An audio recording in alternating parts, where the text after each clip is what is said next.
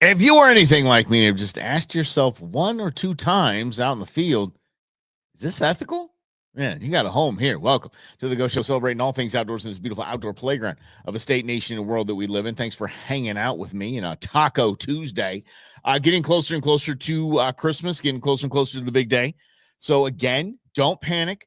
Gift cards are always available. And if you are a Fry shopper, I'm telling you, you got a 35-gallon tank like I do, 4 times fuel points on a lot of those gift cards. So let me tell you how much that helps. Let me tell you what's $1 off helps.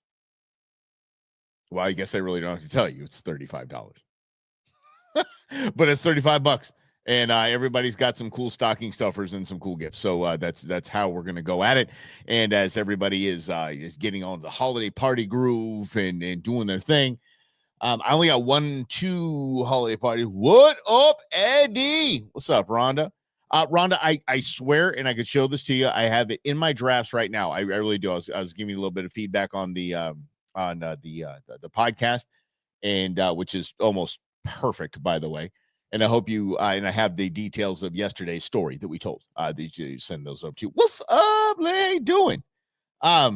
Make it good. Had bad news yesterday. Okay, buddy, I got you. My man. Let's make it good. Let's have some fun, shall we? I did get some good news from I appreciate that, Rhonda. I did get some good news from Slavo. Slavo gave me a shout. And by the way, fantastic stocking stuffers. I'm telling you, people will not know, expected it. Even gifts, people don't expect it. You gave me seasoning.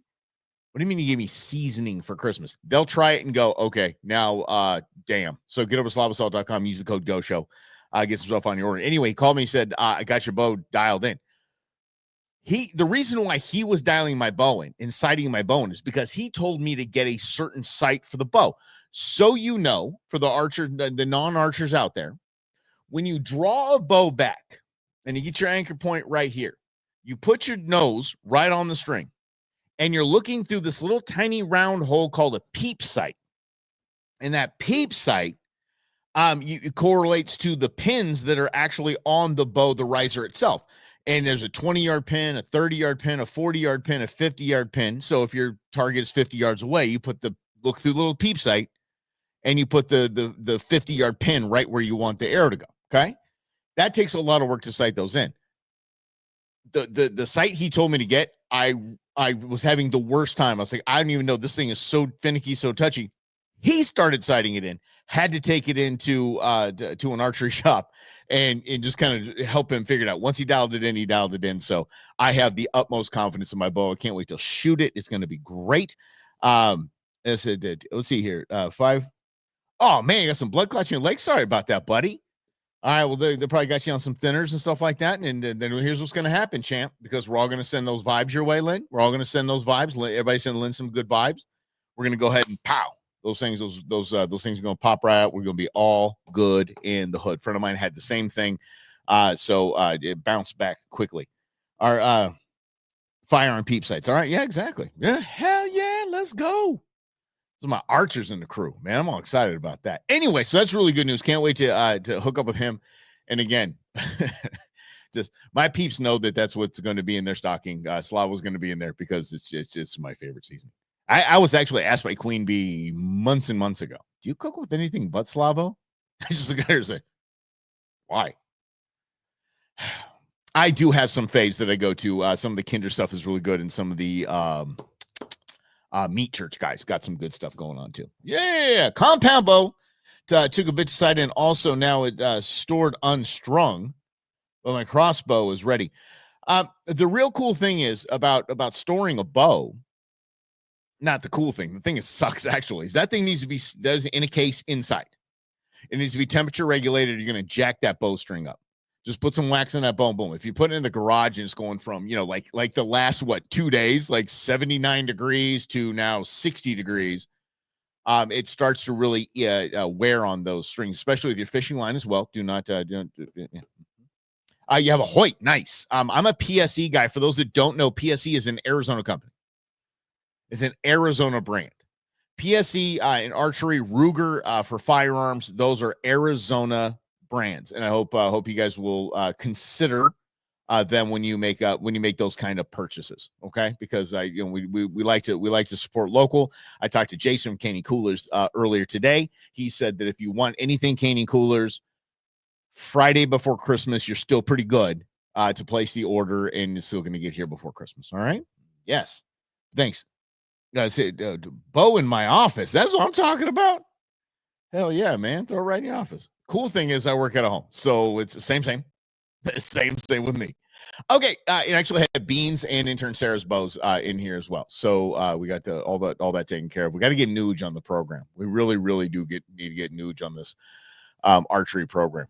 So, and by the way, if I paused right there, it's because I went away from my rule on lending things out. And I just realized it when I said I got to get intern Nuge on this. When I got a new bow, I gave Nuge my old PSE.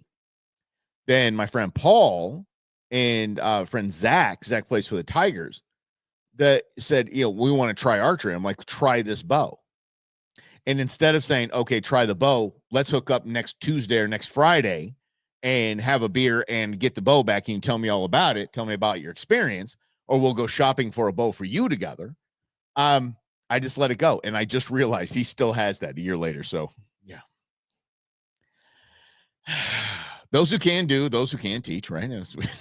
I guess that's what we're going to do. All right, let's get to this. I have a few ethics questions, if you might have seen in the description. Is it ethical? A couple of reasons why I wanted to talk about this today. The first being that there's this dude, I'm saying dude, I don't know who the hell's flying. There's a drone flying around my house like regularly. And I'm like, okay. I have a drone. I've flown it all over. I used to fly it over to the Harkins by about 1.5 miles from the house and drop it in on people because I was just evil like that, just scare them. But now apparently karma in life is returning the favor by having it kind of fly around the house. And I live on a golf course, so there's a lot of people like doing like par 5. It's a long par 5, that kind of say dog leg right, and they're having fun. They have fun. It's fine. But you understand that drones cannot be used in the take of wildlife. But where is that line is what I want to know. Because I think about me being in the spot that I was. And if I were to just simply send a drone up and then just do flybys of everywhere in the area, you know how many elk I could see? A lot. Now, we obviously know, hope you obviously know, that this is the Arizona Game and Fish Department does not allow that to happen. That is against regulations. You cannot do that. But should you do that prior to your hunt? Should you be able to survey an area, public land, with a drone? Prior to. In the state of Alaska, I know this, and a couple of the states might have the same rule. You cannot fly in and hunt on the same day for this exact reason. So they'll fly you in one of those, on those amphibious planes that they'll fly you up to your spot off of a lake, maybe drop you into a lake and get you off into where you're going to camp for 2 weeks, but you can't hunt that same day. Because you have an aerial view of everything. So you probably spotted something along the way and marked it. It isn't the same as spotting from a plane. Exactly, Jim. Exactly. You can prior, but you can't remember the time. Yeah, right. Mm-hmm. I wish we could. I would do it on the day before. Seriously. And that's the thing when it comes down to ethics, because look, I've tickled the line of ethics. People think that high fence hunting at Blue Rooster's unethical. Okay, it's legal. I think there's parts of trapping that are completely unethical. It's legal. So, where is that line? But where's the line on take of an animal? Like I was there 2 weeks prior to, and I had my drone up in 7 West. I didn't, but I'm using this as an example. 2 weeks. Now I got a really, really good idea on where they are. And I didn't even have to put much time and effort into it. So is time and effort what makes things ethical, or it makes it traditional? I think that's a good question to ask. Yes. You cannot fly drones at high school sports, and I firmly believe that that's okay, because high school sports usually the people are underage, and I think taking pictures with a drone of underage people is not okay of video in any way, shape, fashion, or form. Lynn said shoot him out of the sky. I was actually at one of my kids' baseball practices, an intern Nuge, years ago, and he was at a Little League baseball practice, and it was just at a park. There's a park up by out in here in the West Valley, and I was like, there's a drone flying overhead right now, like hovering over second base, and dads all went into dad mode. Yeah, we all went into dad. It's a baseball practice. We all grab bats, and we're just walking. We're basically just motioning to the guy, like, come on down here, dude. This ain't going to happen. And we're all on the phone acting like we're calling the cops. We weren't, but that thing took off with a quickness. Yes. Yes, high school track meets. Not sure about the other sports. Yeah. I would say all sports. I would go with all sports, Rhonda. I would hope, And but where does that come in? I obviously in the sports world, but I'm talking about with the take of you can drone fish. Why can I drone fish? You can. I have seen. Have you seen the big bluefin tuna shows like Wicked Tuna? Have you seen that? There's actual fishermen, anglers who go out on these boats, and they have a spotter plane, telling the boat where to go, because they see the tuna, the schooling tuna, and a dude gets on that little thing, on the top of King of the World or whatever the hell that was from that awful movie, and they have a spear, and they spear a tuna. They didn't fish for that tuna. They used a plane. I think it's every kind of rad, but it's legal. But is it? But where's the line of ethics on that? Yeah. I said, let's see. Oh, we're coming about this high school stuff here. Actually, it led at a high school game where I was doing fireworks to get footage of the fireworks. Okay, well, you ask permission first, and everybody's like, "Hey, listen, there's a drone in the area. You got a problem with it? It's just to do the fireworks. It's from our firework dude. He's the pyro right over there." I can go talk to him. That's right, pal. And I say that so lovingly, I promise. The past track season at the D2 meet, dude with a drone. Yeah, they almost stopped the meet. As a parent, I'd be like, yeah, right. By the way, big shout out. Can I give a big shout out to my nephew, who just got accepted and committed to the University of South Cackalack. That's right, University of South Carolina. Very, very proud of him. We're proud of you, Jackson. You do. That proud of you, Uncle Mike. So proud of you. Yeah. Use what you kill, don't kill for fun. Down with that. And Lynn, and that's always been a mantra for our show here for the last 11 years. And when I was talking about this, I think you might be referring to the tuna story I was telling. But that actually goes to the market in Japan. It's actually sold. They do it for commercial. Yeah, they do it for commercial use. I would throw, if somebody has a drone above my kid, I'm not kidding. I'd look for something to throw at it. And I should get a high five more often, because I'm carrying a firearm all the time, that I don't just take care of this stuff myself. I'll try to find it. There was actually a guy who he shot down a delivery drone or whatever the hell it was, because the FAA is now, I think, in 3 different spots allowing Amazon to deliver with drones. He shot one down. The cops show up and they're like, "Did you shoot a drone?" He's like, "Hell yeah!" Didn't even realize it was illegal. Like, sir, you can't do that. Yes, can. It's right over my house. No, you can't do that. Yeah, shot with a 9mm too. Like, he was just proud of it. Yeah, I'm not gonna shoot. That's what I remember when the notion of Amazon drone delivery was first thrown out there a few years back, several years back, actually. We what did we call it? We called it target practice with prizes. Yep, it's exactly what it is.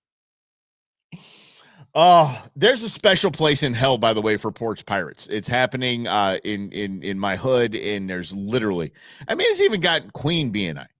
Queen Bee and I were leaving from her house last night. We're gonna come over, and she's like, "I got these Amazon packages coming over, and I don't want to leave them." And as I was pulling out, I was like, "The Amazon truck's right around the corner. I think he's gonna come over." And she sat and waited, and he came. but she wasn't going to leave it out there. I mean, we don't live in the hood. We live in just a nice neighborhood. Nice neighbors, 2 nice neighborhoods. Yeah. What about seeing 50 drones at once? Yeah. Are you, if you're asking me, that's when I'm checking how many magazines I have loaded. Not playing. I mean, if 50 drones are above my house, we're gonna see. I'll ask for forgiveness. I'm not gonna ask for permission. But you've actually seen it's wild, and I think Elon Musk has been going off about this kind of things while we're on drones. But the big, like the drone swarms, the swarm drones that make all the cool little things like ooh. And Eddie, I know you know about this stuff because it's kind of like it's almost like the new firework, and all these displays and stuff like that. It gets us all used to. Oh, look, they're gonna make a nice little a tugboat in the sky. It's gonna be so wonderful. No, those are military grade things that it's not a good thing. Nope. Happened in Jersey. It sure as hell did. Yep. That's the cool part about the internet. I can't think it keeps us very safe. Let's get back to the ethics, shall we? Because I'm not going to throw him under the bus, and I'm not throwing him under the bus by any stretch. It's a neighbor of mine, and he's a good kid, young dude. Successful. He works with his dad, is a partner in his electrician biz, and he's a hardworking dude. Intern Beans is about the same age as Intern Beans, and so it's cool to have them. Let's see. Oh, I'm sorry, Michael. I got you. I despise drones in residential areas. This really is bad, man. Yeah.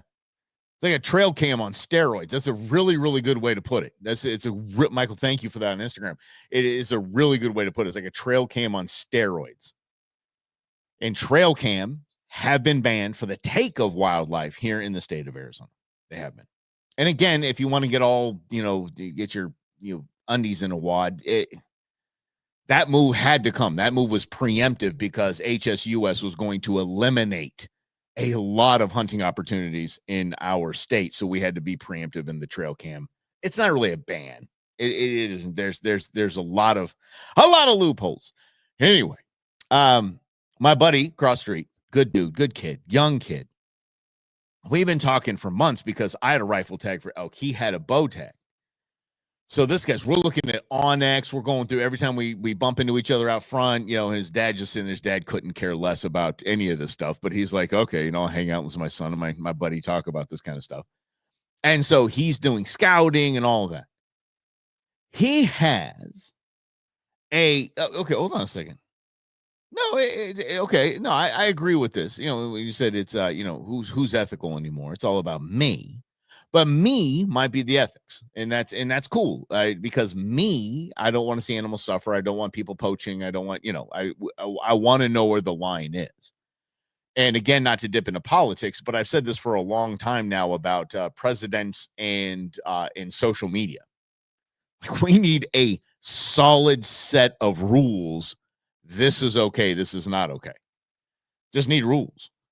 So anyway, let's go back to this.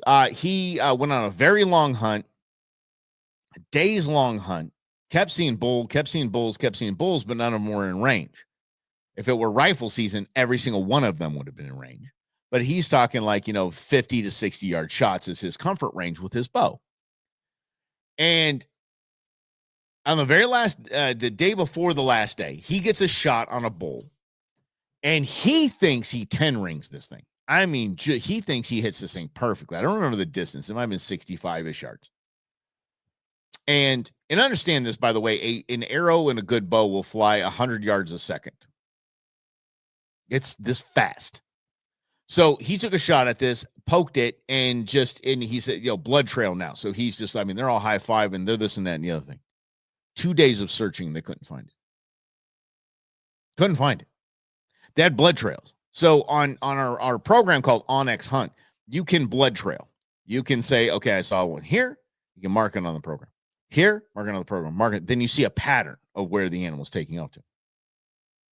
So they're in a full-blown panic. They actually had to go to bed, come back out the next morning, still blood trail. Never found the damn thing. Never. And it happens.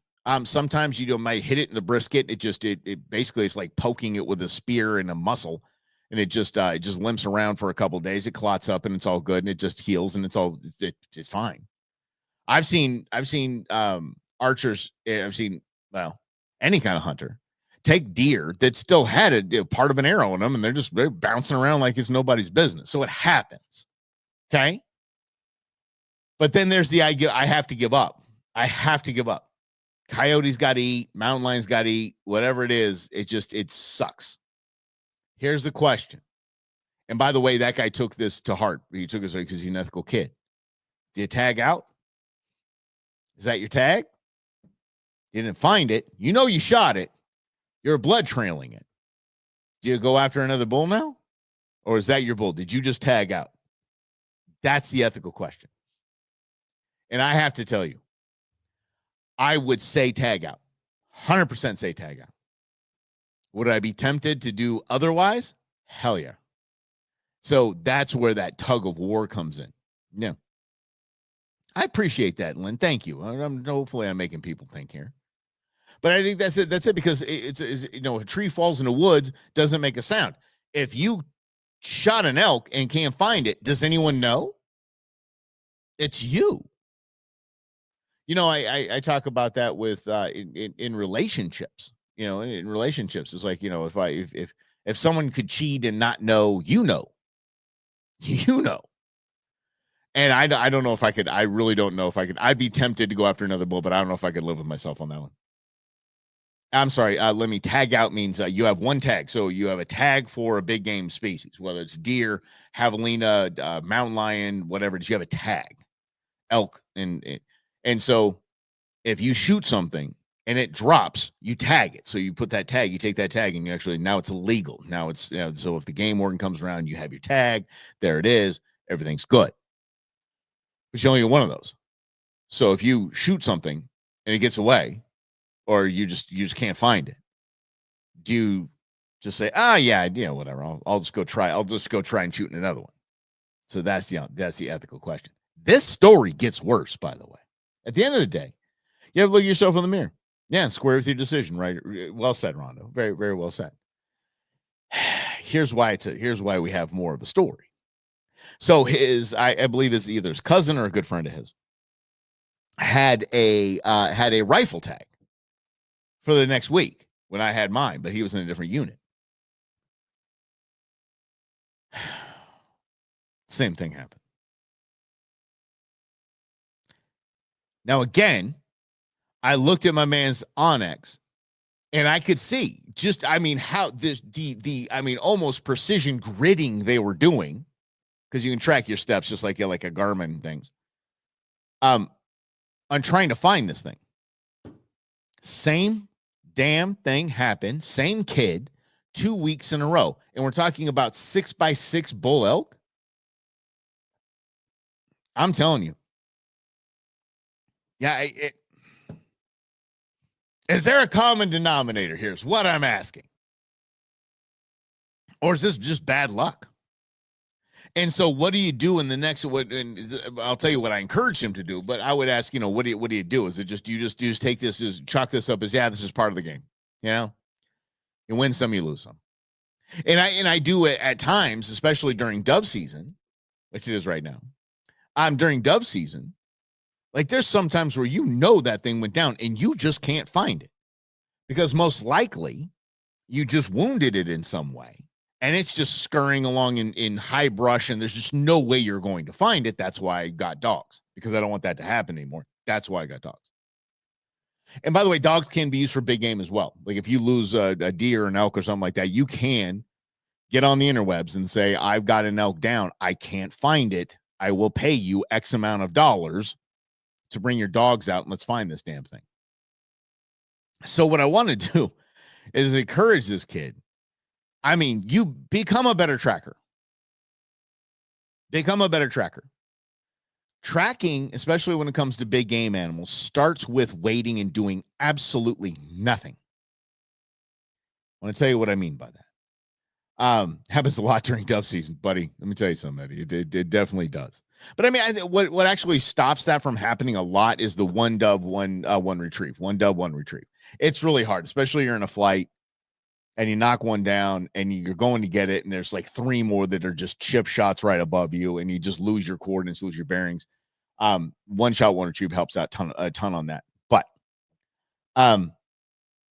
starting with doing nothing is the most important thing on tracking.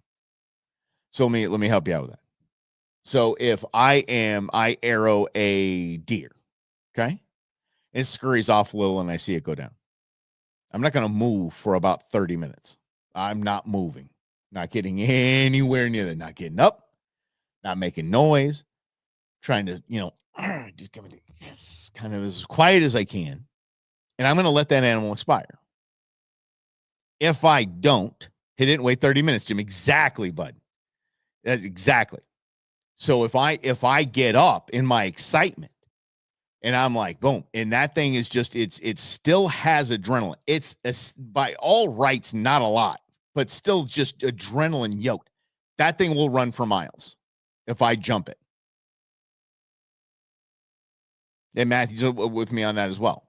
If he jump it. So I didn't ask him, and I'm going to next time I see him. I'm going to ask him how long they waited after the shot, because that's most likely what happened. Most likely the animal's either still moving along slowly and just expiring slowly, or it just went, once it did that, it just, or before it actually took a knee,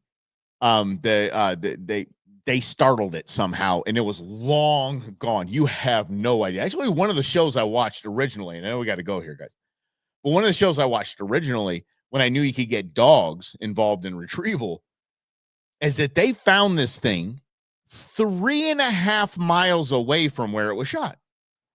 And it was a damn good shot. Just the adrenaline. They just don't stop running. Just, it's amazing. Oh, learned so much about hobbies I don't do. But and here's the deal, Ronnie, you might be camping, you might be something, and somebody might come along and say, I tagged, I hit a elk up the road. If you guys see anything, you guys see any trail, you guys hear anything, let me know. You'll kind of be in the know on, something, dude, just sit down, relax, here, let me get you a beer, relax, let that thing expire a little bit. There you go. We learned. I hope we learn a little bit of something. As you grunt and cow call, they don't go very far most of the time. I do agree with that. If you're making some cow calls, some grunts, if it's not the rut, bugling is not going to really help you much. But yeah, getting them to slow down, doing that meh, meh is a huge deal. From an animal before falling, a lot, Lynn, a lot. And usually it's just, you see a little splatter because they're running. So, the wound is doing what the wound is doing, but sometimes it puddles. And if it puddles, that means that they've fallen and then they got back up again. So as a matter of fact, that's exactly what he told me. He said, we found a puddle and then found the puddle. And I'm like, dude, you were scaring it. See, we'll figure this out together, guys. We're the best. We're a great team. Like the outdoor Avengers. Okay, maybe not. I don't know. Anyway, hey, thanks for hanging out. Again, we're going to get closer and closer to the holidays. We'll keep chatting about how great gift cards are. Telling you. So don't worry. Be patient. It's all good. We'll do this again tomorrow. This is The Go Show, celebrating all things outdoors in this beautiful outdoor playground of the state, nation, the world that we live in. Have a great rest of your day, everybody. We'll see you mañana at 11.